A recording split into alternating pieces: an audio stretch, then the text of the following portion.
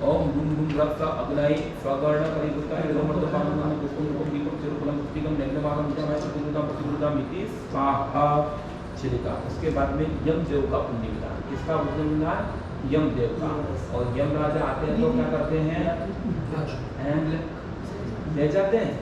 लेकिन यहाँ पर आप विराजमान हो, देखो भैया आज हम किस लिए विराजमान है? इतनी देर तक यहाँ घर पर क्या कर रहे हो?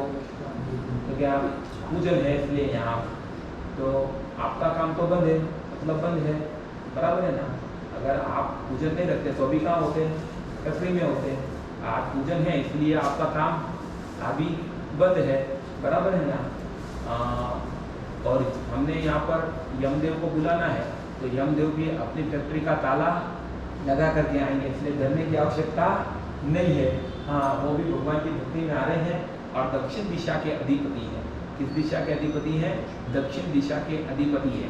महिष जिनका वाहन है और खड़ग जिनके हाथ के अंदर है, दंड जिनके हाथों के अंदर है, ऐसे यमदेव नवो द्रव्य का उपयोग कभी भी दक्षिण दिशा में पैर रख करके, हमारे हिंदी कहते हैं उत्तर दिशा में कभी सिर रख करके नहीं चलना चाहिए।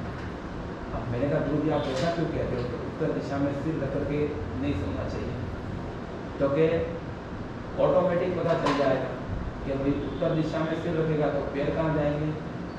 दक्षिण दिशा। और दक्षिण दिशा में पैर गए तो यम नाराज। इसका मतलब दक्षिण दिशा में पैर रख करके सोना नहीं चाहिए। ओम भीम र फट, ओम राम रीम प्रोम श फट यमाय स्वगर्ण परिवृताय ब्रह्मण्य पादं नंदन पुष्पम धूपम दीपम तिरुकुलम स्थिकम यज्ञभागम विजामय प्रतिकृतं प्रतिकृतं मिति स्वाहा। तिलक करो, फूल चढ़ाओ। चलो नैऋत्य देव का पुण्यदान। ओम वेद नाम नैऋत्य स्वगर्ण परिवृताय ब्रह्मण्य पादं नंदन पुष्पम धूपम दीपम तिरुकुलम स्थिकम यज्ञभागम विजामय प्रतिकृतं प्रतिकृतं मिति स्वाहा। चलेगा वरुण देव का पुण्य विधान। वरुण पानी के देव हैं, समुद्र में इनका निवास है, मकर इनका वाहन है। आइए ऐसे वरुण देव का पुण्यदान। ओम भीम ओम नमो वरुणाय स्वगर्ण परिवृताय ब्रह्मण्यं पादं नंदन पुष्पम धूपम दीपम तिरुकुलम स्थिकम यज्ञभागम यजामहे प्रतिकृतं मिति स्वाहा। चलेगा उसके बाद में वायु दिशा के अधिपति वायु देव का पुण्य विधान। ये सूर्य लोग है ना, झूले लाला को मानते हैं। झूले लाला दूसरे कोई और नहीं, वायु दिशा के अधिपति है। सफेद ध्वजा वाहन करते हैं। ओम भीम ओम लेम चिरोम वायव्य स्वगर्ण परिवृताय ब्रह्मण्यं पादं नंदन पुष्पम धूपम दीपम तिरुकुलम स्थिकम यज्ञभागम विजामय प्रतिकृतं मिति स्वाहा। चलेगा अब उत्तर दिशा का अधिपति आया। कौन आया? उत्तर दिशा का अधिपति। उनका पुण्य विधान कुबेर देव का पुण्य विधान। ओम ब्लोम राम कुबेराय स्वगर्ण परिवृताय ब्रह्मण्यं पादं नंदन पुष्पम धूपम दीपम चरुकुलम स्वस्तिकम यज्ञभागम विजामहे प्रतिकृतं मिति स्वाहा। चलेगा सबसे पवित्र दिशा ईशान दिशा के अधिपति ईशान देव का पुण्य विधान। ओम राम रूप ईशानाय स्वगर्ण परिवृताय ब्रह्मण्यं पादं नंदन पुष्पम धूपम दीपम चरुकुलम स्वस्तिकम यज्ञभागम विजामहे प्रतिकृतं मिति स्वाहा। अब ऊर्ध्व लोक के ऊपर निवास करने वाले, ऐसे राजहंस के ऊपर बैठने वाले ब्रह्मण देव का पुण्य ध्यान करेंगे। ओम शोम ब्लोम सोम ब्रह्मणे स्वगर्ण परिवृताय ब्रह्मण्यं पादं नंदन पुष्पम धूपम दीपम चरुकुलम स्वस्तिकम यज्ञभागम विजामहे प्रतिकृतं मिति स्वाहा। चला नंबर नहीं है ऊपर।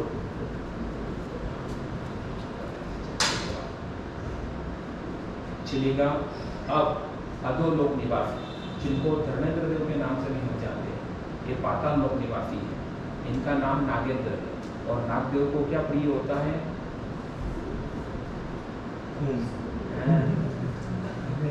नागपंचमी को क्या पिलाते हैं?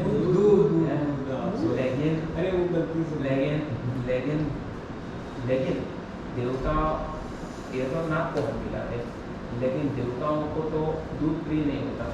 दूध से बनी हुई मिठाई और बादाम प्रिय, इसको नागेंद्र किससे पसंद होता है? क्योंकि दूध से बनी हुई मिठाई यानी कि पेड़ा और बादाम से पसंद होता है, तो उनको यहाँ पर पेड़ा और बादाम अर्पण करेंगे। ओम शोम ब्लोम पद्मावती कलिताय नागेंद्राय स्वगर्ण परिवृताय ब्रह्मण्यं पादं नंदन पुष्पम धूपम दीपम चरुकुलम स्थिकम यज्ञभागम विजामहे प्रतिकृतं मिति स्वाहा। चलो अब लेफ्ट नीचे रख दो, लेफ्ट हैंड लाओ, लेफ्ट हैंड।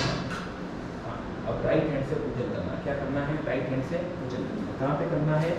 तो जहाँ पे आपने लाइन से पूजन किया ना, उनके ऊपर आपको कुसुमांजलि करना है। कैसे?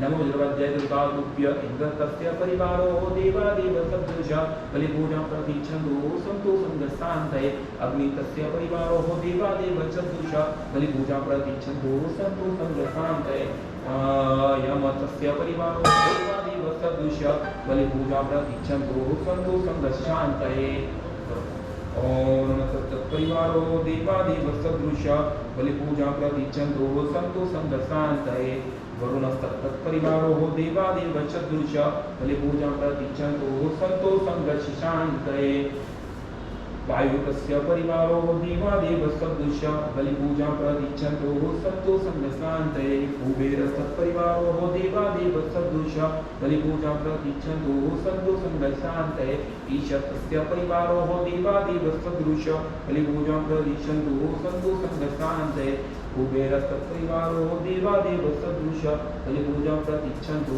सन्तो संगस्तान्तये नागेन्द्रस्तत्परिवारो देवादेव सदृश बलिपूजा प्रतीक्षन्तो सन्तो संगस्तान्तये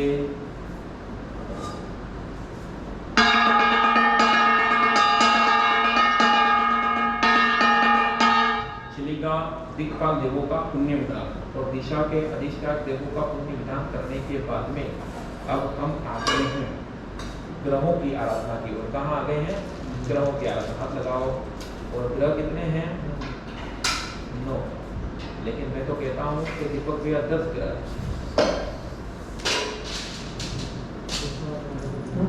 हाँ, 10वां ग्रह भी है और वो 10वां ग्रह हमारे पास में है और वो 10वां ग्रह का नाम है परिग्रह। कौन सा नाम है? परिग्रह। और परिग्रह का मतलब समझते हो ना? जब परिग्रह होता है तो ये 9 ग्रह उसको परेशान करते हैं।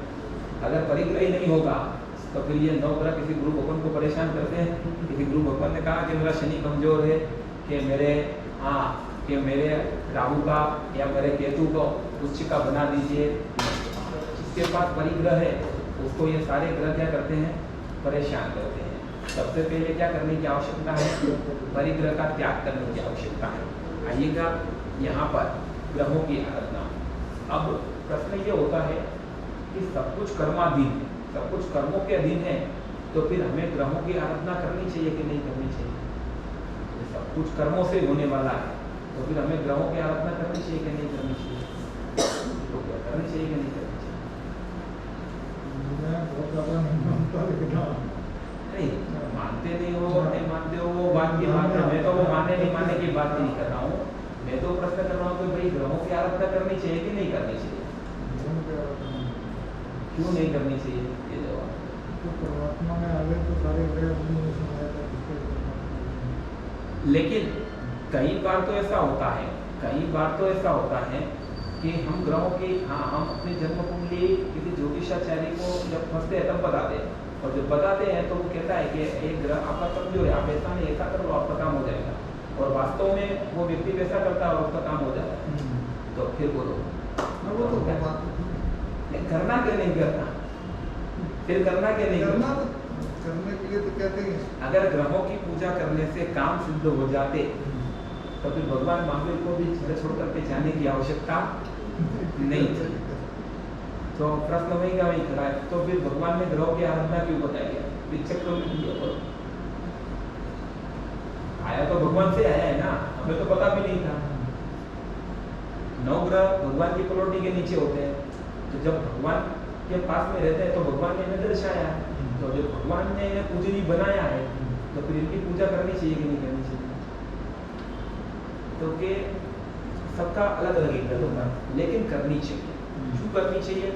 क्योंकि मान लो कि अभी हम यहाँ बैठे हुए और बाहर से हम लोग अंदर, हम सब लोग अंदर आए तो हम कुछ भी लेकर के नहीं आए, लेकिन बाबूजी आए तो छाता लेकर के आए। थोड़ी देर के बाद बारिश हो और हम सबको यहाँ से निकलना हो तो हम सब गीले होंगे कि नहीं? लेकिन बाबूजी भी तो बाहर निकले, तो भी तो बारिश हुई, वो गीले होंगे तो क्या नहीं? क्यों नहीं होंगे? क्योंकि उनके पास में क्या है? हाँ, छाता है।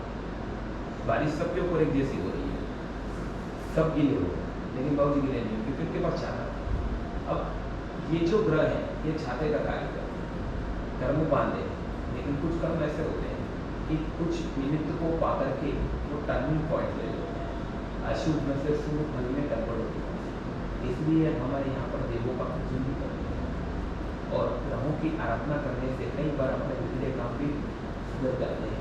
ये तो सब कुछ कर्माना है, लेकिन कुछ कर्म निमित्त को पाकर के, कुछ कर्म किसी अधिष्ठान के आराधना के प्रभाव से क्या होता है, कन्वर्ट हो जाता है अशुभ में से सीधा शुभ में। नहीं तो ऐसा है कि जब हमारा पापों कर्मोदय उदय होने वाला होता है, उसी समय वह ग्रह भी उस स्थिति में आकर के बैठ जाता है।